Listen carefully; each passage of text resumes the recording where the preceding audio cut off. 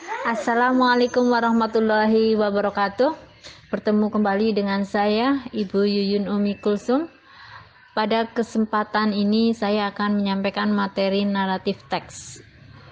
Apa itu naratif teks? Naratif teks adalah jenis teks dalam bahasa Inggris untuk menceritakan suatu cerita yang memiliki rangkaian peristiwa kronologis yang saling berhubungan. Sedangkan tujuan dari teks ini adalah untuk menghibur pembaca tentang suatu kisah atau cerita. Sekarang adalah karakteristik of narrative text. Itu spesifik karakternya, nama, bentuk, warna, dan wataknya. Selanjutnya ada past tense, ada time conjunction seperti when, before, after, and adverb of time, once upon a time, one day, long ago. Selanjutnya yaitu action verb seperti love, cry, walk, swim, sit, married, dan terakhir yaitu direct speech. Sedangkan struktur naratif teks adalah satu, orientation.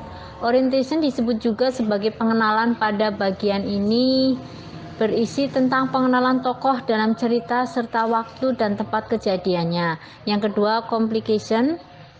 Complication atau komplikasi merupakan structure of narrative text.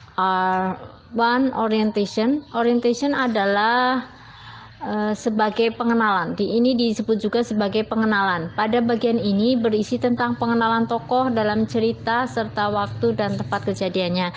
Yang kedua yaitu complication.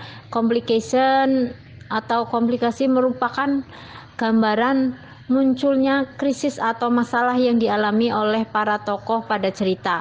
Krisis tersebut harus dipecahkan oleh para tokoh. Yang ketiga yaitu resolution atau resolusi, merupakan bagian yang berisi bagian tokoh dari cerita tersebut memecahkan masalah. Biasanya terdapat lebih dari satu resolution untuk satu complication. Yang terakhir yaitu ada reorientation. Bagian ini adalah bagian penutup dari suatu cerita yang bersifat opsional. Reorientation bisa berisi tentang pelajaran moral, saran, atau pengajaran dari penulis. Ya, ini adalah jenis-jenis naratif teks dan contoh teks naratifnya. Contohnya adalah teks Cinderella. Ini masuk jenis dari fairy tale. Yang kedua yaitu myth atau mitos. Contohnya Nyai Roro Kidul. Yang ketiga ada fable. Contohnya Mouse, Deer, and Crocodile. Selanjutnya ada legend atau legenda.